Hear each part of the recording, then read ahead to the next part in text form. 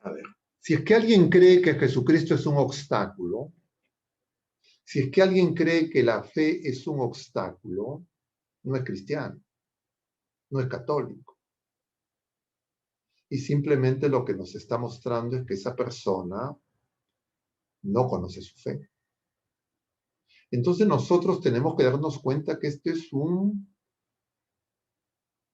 por eso un tiempo para dar testimonio de fe. Pero si yo digo, lo más importante para mí son mis bienes pasajeros, justo es la parábola que el Señor le dice a los fariseos y a los escribas que veíamos en el Evangelio según San Lucas, capítulo 16, el día de hoy. Es creer que la felicidad es ser como el rico Epulón. Entonces, quien me promete consumo y bienes temporales, entonces yo no soy católico. Yo diría, por eso nosotros no podemos dejar de denunciar en nuestra vida de fe. Ya tuvimos una oportunidad en que hablábamos de la denuncia y el anuncio. Anunciamos a Jesucristo, estamos en un tiempo de Cuaresma, y la conversión es darnos cuenta que no estamos buscando primero el reino de Dios, sino estamos buscando primero la añadidura. Y si es que yo busco primero la añadidura, es porque mi fe está dañada, porque mi fe es una fe sin esperanza, es una fe vana, hemos repetido en muchos casos. Entonces lo que necesitamos es ahora aplicar a estas multiplicidad de opiniones que se dan en medio de los procesos electorales para reconocer en esos planteamientos si son conformes a nuestra fe. Pero si yo digo, mira, ve, para las elecciones no interesa mi fe, no interesa a Dios, lo único que me interesa es el bien pasajero, entonces lo que va a ocurrir es que este plan ateo de la instauración del reino del anticristo tiene las puertas abiertas de par en par. Porque el modelo va a pasar por ofrecer bienes pasajeros. El modelo pasa por renunciar al bien eterno, es decir, renunciar a Jesucristo.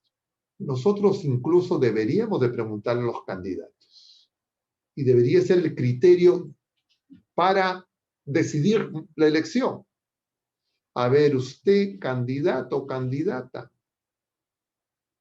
usted va a abrir los templos para que se celebre la Eucaristía. O usted va a seguir creyendo que Jesucristo contagia, que Jesucristo no da vida y salud, sino es un vector de la pandemia.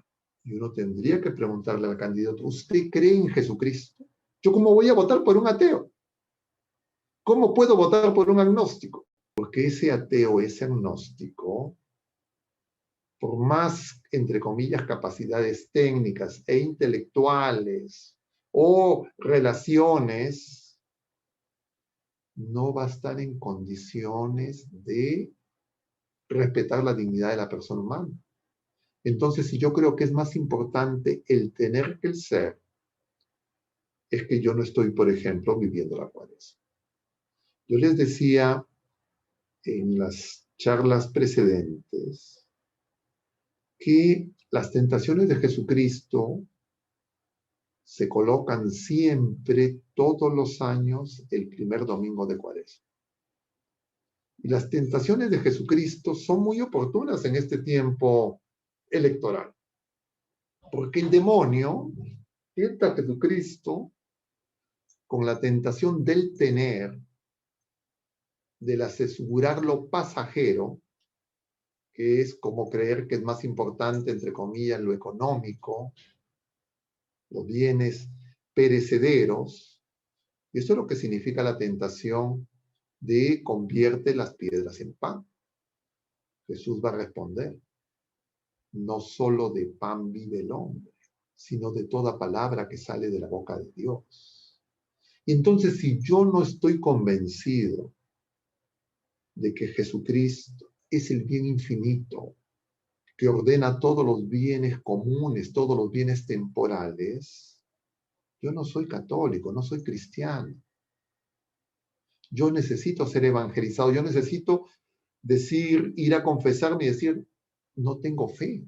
Entonces, si es que alguien los interpela con ese tipo de opiniones, nosotros necesitamos por eso laicos que estén preparados para dar razones de su fe y de su esperanza. Pero claro, si estamos hipotecados y atados a defender a una criatura humana, que es el candidato de mi preferencia, y no me doy cuenta que a través de esas elecciones, de esas criaturas humanas, en este caso candidatos, compatriotas nuestros que están pretendiendo acceder al poder público, al gobierno, se están colocando temas que vienen de una agenda global que busca instaurar el reinado del anticristo. Pero si los laicos no se forman y creen que simplemente estamos en una cosa meramente humana, es que no hemos entendido esto que hemos señalado, citando a la exhortación postsinodal del Papa emérito Benedicto, la caridad en la verdad, en que no hay contradicción entre lo público y lo personal. Yo no puedo tener duplicidad de vida. No puedo ser que una persona que voy al templo me golpee el pecho y en mi vida pública soy otra persona.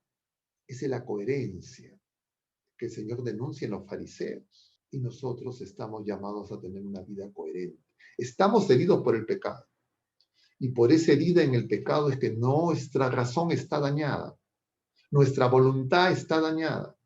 Y por eso es que fácilmente podemos ser manipulados. La tercera tentación que relata Mateo y Lucas este año, hemos leído el primer domingo a San Marcos, que no describe cuáles son las tentaciones, es que el demonio se atreve a llevar a Jesús a lo alto de un monte.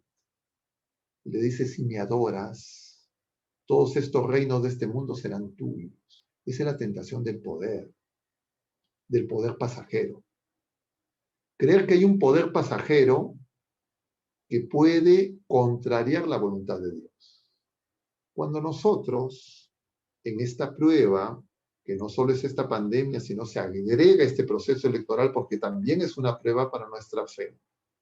Si nosotros no respondemos según la enseñanza del Señor y buscando primero el reino de Dios, lo que va a venir es más tribulación.